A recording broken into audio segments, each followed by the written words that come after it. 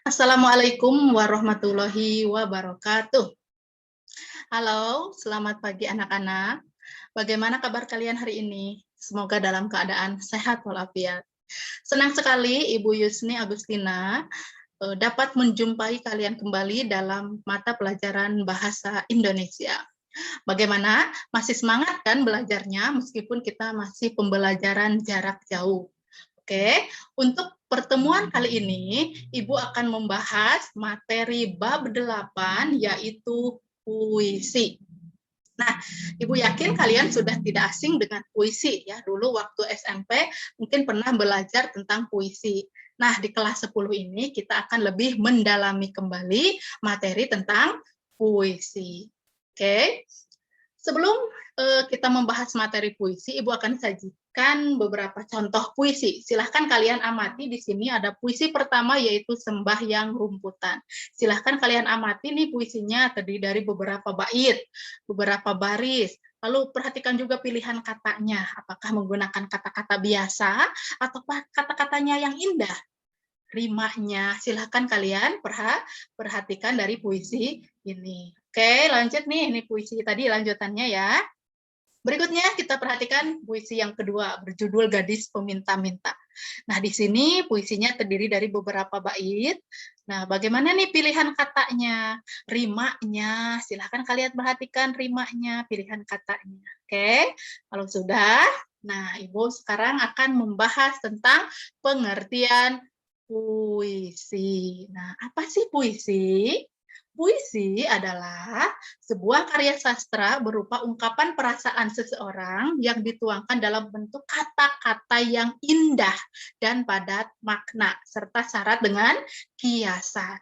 Nah, di sini Ibu tegaskan ada karya sastra. Karya sastra itu ada berapa sih? Ada 3 karya sastra. Yang pertama ada puisi, biasanya terdiri dari beberapa bait. Lalu ada prosa, contoh prosa adalah ada cerpen, ada novel, itu adalah prosa yang menulisnya itu terdiri dari beberapa kalimat dan paragraf. Yang ketiga ada drama. Drama itu salah satu jenis karya sastra yang bentuknya berupa dialog. Dan biasanya drama itu akan dipentaskan. Nah, di sini kita akan membahas puisi ya, berupa ungkapan perasaan seseorang yang dituangkan dalam bentuk kata-kata indah dan penuh makna. Oke, lanjut ya. Lalu ada jenis puisi. Ada 2 jenis puisi, ada puisi lama dan puisi baru.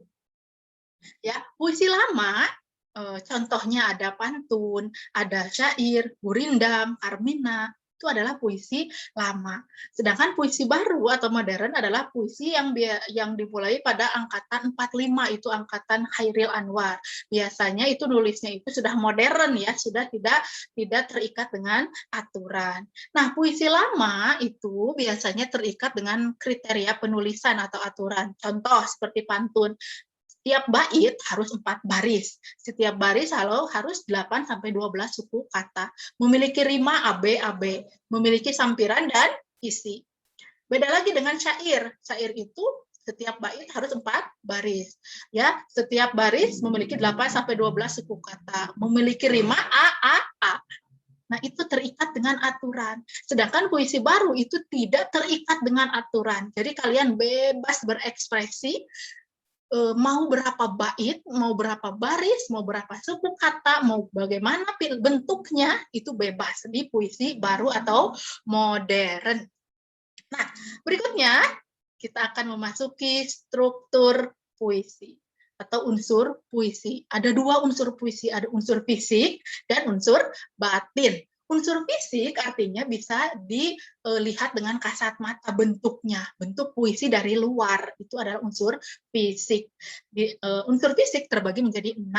Yang pertama adalah diksi. Diksi yaitu pemilihan kata-kata yang dilakukan penyair dalam puisinya untuk mengekspresikan gagasan dan perasaannya.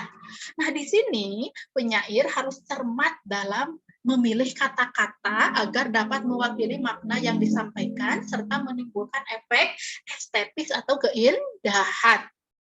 Nah, di sini dalam bahasa Indonesia itu banyak sekali kosakata, bahkan ada persamaan kata atau sinonim.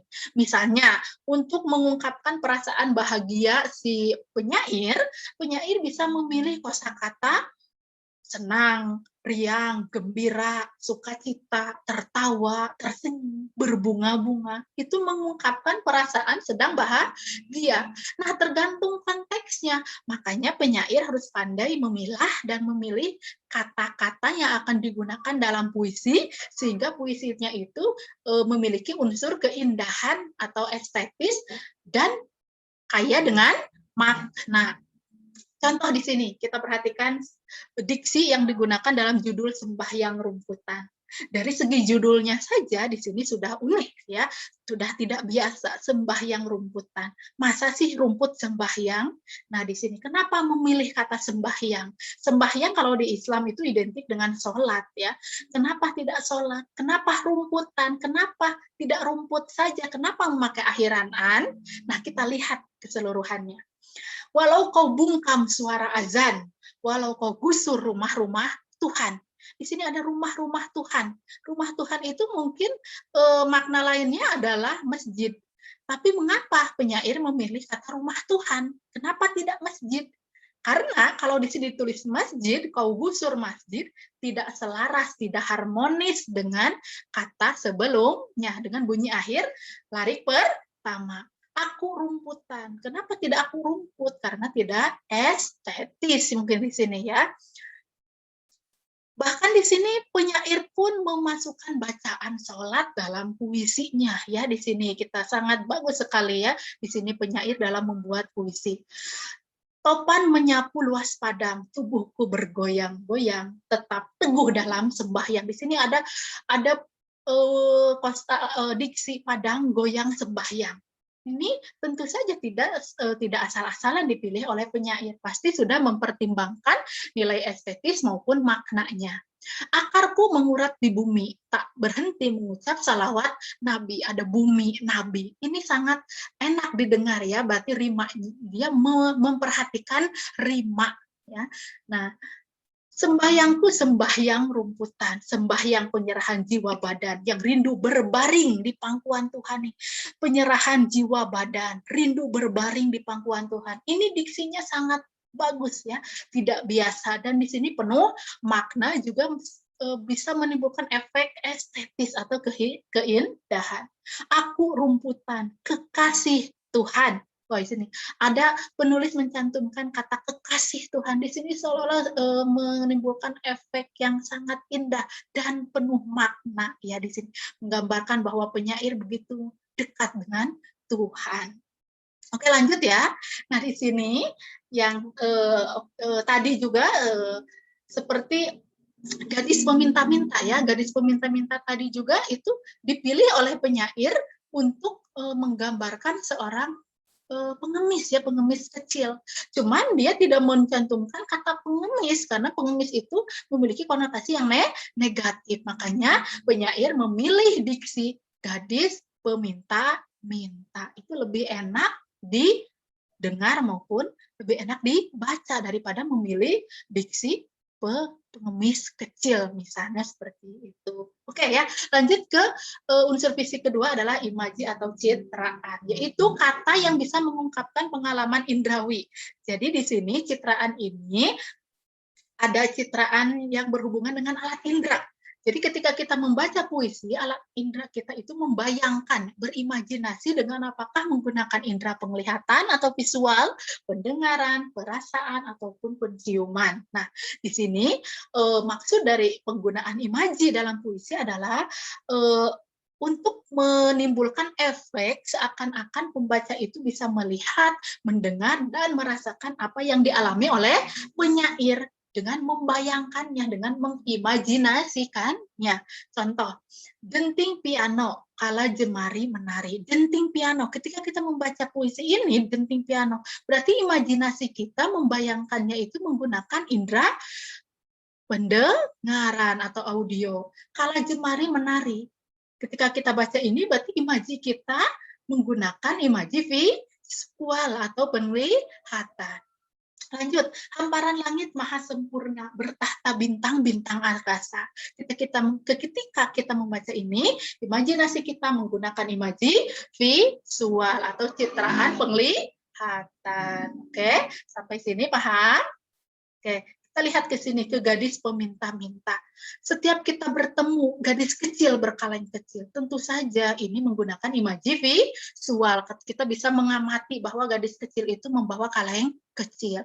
Tengadah padaku pada bulan merah jambu. Ini juga menggunakan imaji visual atau citraan penglihatan. Ya, lanjut ya, kita ke unsur fisik ketiga, yaitu kata konkret, yaitu kata yang dapat memungkinkan pembaca ya sehingga yang berhubungan dengan kiasan atau lambang. Kita mungkin sering menemukan puisi-puisi yang menggunakan simbol atau lambang dalam puisinya. Contohnya seperti puisi Sajak Putih. Putih di sana melambangkan kesucian, kesetiaan, ya. Lalu di sini kata salju, kata konkret salju. Salju itu biasanya identik dengan sesuatu yang dingin, beku, kebekuan, kehampaan, ya. Atau kata merah. Merah kan identik simbol dengan berani, ya, berani. Rawa-rawa di sini melambangkan tempat yang kotor, yang tempat yang gelap, itu rawa. Nah, ini namanya kata konkret, ya. Seperti tadi dalam puisi ini ada kata konkret juga nih. Gadis kecil berkaleng kecil. Jadi dia ingin memperkonkret bahwa gadis peminta-minta yang dimaksud di sini adalah gadis yang kecil, yang masih kecil dan menggunakan kaleng kecil. Pulang ke bawah jembatan yang melulur sosok, artinya si gadis kecil ini pulang ke kolong jembatan yang pengap, yang tidak ada apa-apa, hanya mampu menelantangkan badannya saja. Dari sini penyair ingin lebih memperkonkret lagi tulisannya tersebut sehingga lebih mudah dipahami oleh pembaca.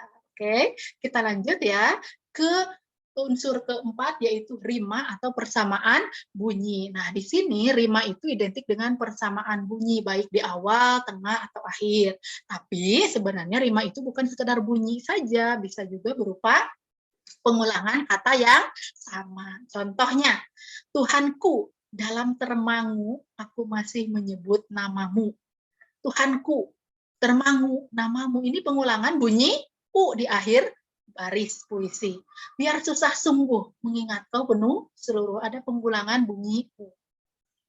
Kutulis puisi ini kala hujan gerimis. Kutulis puisi ini kala hujan gerimis. Kutulis gerimis itu adalah pengulangan bunyi desis s. Atau seperti tadi puisi gadis peminta-minta di sini ada pengulangan kata gadis kecil berkaleng kecil, pengulangan kata kecil. Kotaku, kotaku, pengulangan kata kota. Jiwa begitu murni, terlalu murni. Di sini ada pengulangan rima, pengulangan kata. Rimanya berupa pengulangan kata. Oke, kita lanjut ke unsur yang ke-5, yaitu gaya bahasa atau majas. Nah, di sini kalian pasti pernah belajar majas ya. Majas ini sangat penting digunakan dalam puisi untuk menimbulkan efek keindahan atau estetis ya. Jadi di sini majas yaitu menyebabkan bahasa figuratif yang memancarkan banyak makna. Nah, di sini majas sangat penting digunakan dalam puisi. Istilahnya, kalau puisi tanpa majas itu bagaikan sayur tanpa garam. Nah, nanti ketika Ibu tugaskan kalian membuat puisi, kalian wajib mencantumkan majas. Nah, di sini banyak sekali majas ya, bahkan ada puluhan jenis majas. Namun, Ibu tidak akan membahasnya semua. Nah, di sini Ibu akan membahas majas yang paling banyak digunakan dalam puisi, yaitu majas perbandingan. Apa sih majas perbandingan? Majas perbandingan adalah majas yang membanding-bandingkan satu hal dengan hal yang lain seolah memiliki kesamaan. Di antaranya, majas perbandingan ada majas personifikasi, yaitu majas yang membandingkan benda mati atau tidak bernyawa seolah memiliki sifat seperti manusia atau makhluk hidup. Contoh di sini, rembulan tersenyum kepadaku. Masa sih bulan bisa senyum? Ya, itu mustahil. Nah, inilah majas perbandingan. Seperti tadi, sembahyang rumputan. Masa sih rumput sembahyang? Masa sih rumput berzikir? Nah itu, jadi sesuatu yang benda mati atau tidak bernyawa seolah memiliki sifat seperti manusia. Contoh lain misalnya bulan berbisik angin malam berbisik mesra di telingaku. Berbisik, masa sih angin bisa berbisik? Atau bintang berkedip mesra kepadaku, bintang. Nah, atau di sini dunia sangat berduka karena virus corona. Nah, di sini dunia berduka. Masa sih dunia punya perasaan berduka? Nah, seperti manusia saja. Nah, lalu jagat raya menangis pilu menyaksikan banyaknya korban COVID-19. Menangis pilu jagat raya. Mas, ya di sini berarti seolah-olah benda yang tidak bernyawa memiliki sifat seperti manusia. Itu adalah majas personifikasi. Paham ya? Oke, lanjut ke majas perumpamaan. Yaitu majas yang membandingkan hal yang berbeda seolah memiliki kesamaan. Majas ini biasanya menggunakan kata kunci pembanding, yaitu bagaikan, seperti, bagai. Misalnya, dia begitu tampan, bagaikan seorang pangeran. Atau kekasihku sangat cantik, seperti bidadari. Membandingkan sang kekasih yang cantik seperti bidadari. Senyumnya manis seperti madu. Ya, binar matamu bagaikan bintang yang menerangi malam. Ya, nah di sini ini membandingkan dua hal yang berbeda seolah memiliki kesamaan. Kulitnya lembut seperti sutra. Misalnya. Ya, ini jadi menggunakan kata kunci bagaikan seperti itu adalah majas perumpamaan. Berikutnya ada majas metafora. Sama ini juga perbandingan hanya secara implisit. Contoh majas metafora. Perpustakaan adalah gudang ilmu. Buku adalah jendela dunia. Seolah-olah buku adalah jendela dunia. Dengan membaca buku kita bisa melihat dunia. Ya, Andi adalah anak emas di Mandua Ciamis. Anak emas itu apa? Anak emas. Kalau kita punya emas berarti sesuatu yang berharga, istimewa, ya. Jadi sangat banyak yang menyukainya. Jadi itu namanya anak emas. Jadi metafora itu adalah membandingkan secara tidak langsung. Oke. Lanjut kita ke majas pertentangan, ya. Yaitu yang pertama ada hiperbola, yaitu majas yang lebihkan dari kenyataan yang sebenarnya. Contohnya, cita-citanya setinggi langit, air matanya mengalir deras membasahi kasur, atau keringatnya mengucur atau mengalir menganak sungai. Itu jadi berlebihan. Matahari membakar tubuhku. Perbola berlebihan dari kenyataan yang sebenarnya. Berikutnya ada litotes, yaitu majas yang merendah. Terimalah hadiah yang tidak berharga ini. Apa yang kamu harapkan dari orang sebodoh saya? Atau cicipilah makanan ala kadarnya ini. Jadi ini merendah, padahal aslinya tidak seperti itu. Oke, itu adalah litotes. Ada lagi ironi, yaitu majas yang menyindir. Contoh, misalnya, wah pintar sekali kamu, setiap ulangan selalu diremedial. Atau, pagi sekali kamu ke sekolah, ini kan baru jam 9, jadi menyindir. Ya, jadi itu menyindir adalah ironi. Oke, paham ya sampai sini? Jadi Ibu membahas dua jenis majas saja di puisi ini ya. Oke, lanjut kita ke tipografi atau bentuk puisi. Jadi puisi itu banyak sekali bentuknya, apalagi puisi modern. Tidak selalu seperti ini ya puisi itu. Mungkin yang umum memang begini, terdiri dari beberapa bait yang sering kalian gunakan pasti bentuk ini ya. Tapi masih ada bentuk-bentuk yang lain seperti ini, bentuknya zigzag, ada bentuknya seperti pohon cemara, ada seperti huruf S. Itu adalah bentuk puisi modern. Ini puisi kontemporer, contoh tragedi Winka dan Sihka. Ini hanya ada dua kata, kawin kasih. Kawin, ini maknanya apa sih? Nih kita lihat ya sekilas saja. Kawin, kawin, kawin, kawin, kawin, sih, kak, sih, kaku terakhir. Ini maksudnya apa, Bu? Nah, ini artinya biasanya perkawinan di awal-awal itu harmonis, saling mencintai, menyayangi. Namun di tengah-tengah perjalanan biasanya diuji dengan cobaan, mulai ada rasa tidak saling percaya, kecemburuan, sehingga dari kawin menjadi kakwin, kakwin, bahkan menjadi winka. Dari asalnya saling mengasihi menjadi mungkin membenci di sini, saling tidak percaya. Jadi kasih jadi sih. bahkan menjadi sisi ini tidak bermakna, dan terakhir kaku.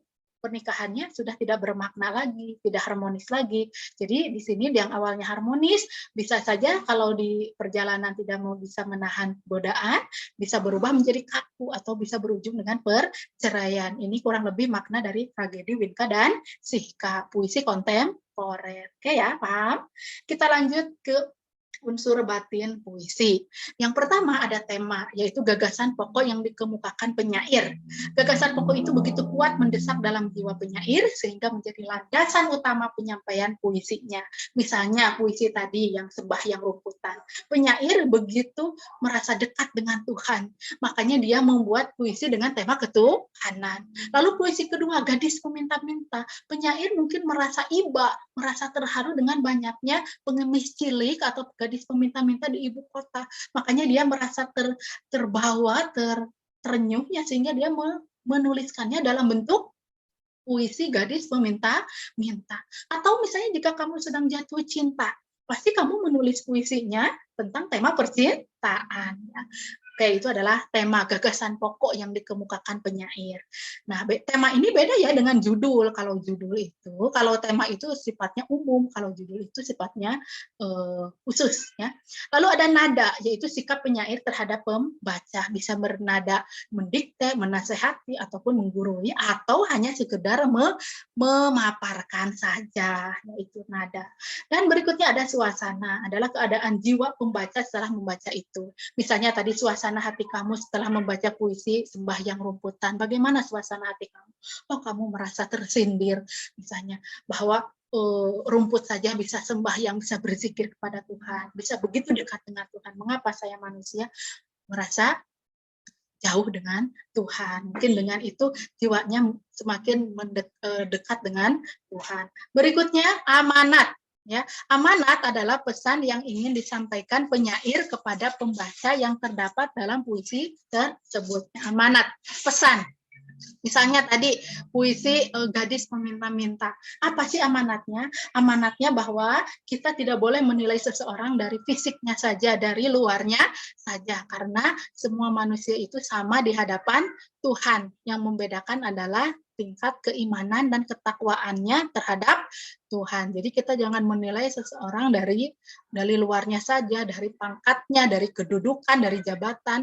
Itu tidak berarti apa-apa ya, semuanya sama. Ya, jadi amanat pesan yang ingin disampaikan penyair kepada pembaca. Nah, bagaimana anak-anak sampai sini? Apakah kalian sudah paham ya? Ibu harap kalian bisa memahami materi puisi ini. Nah, demikian pembelajaran puisi yang dapat Ibu sampaikan pada kesempatan ini. Selalu semangat ya dalam belajar dan selalu patuhi protokol kesehatan. Demikian yang dapat Ibu sampaikan pada pembelajaran hari ini. Mohon maaf jika ada kesalahan. Wassalamualaikum warahmatullahi wabarakatuh.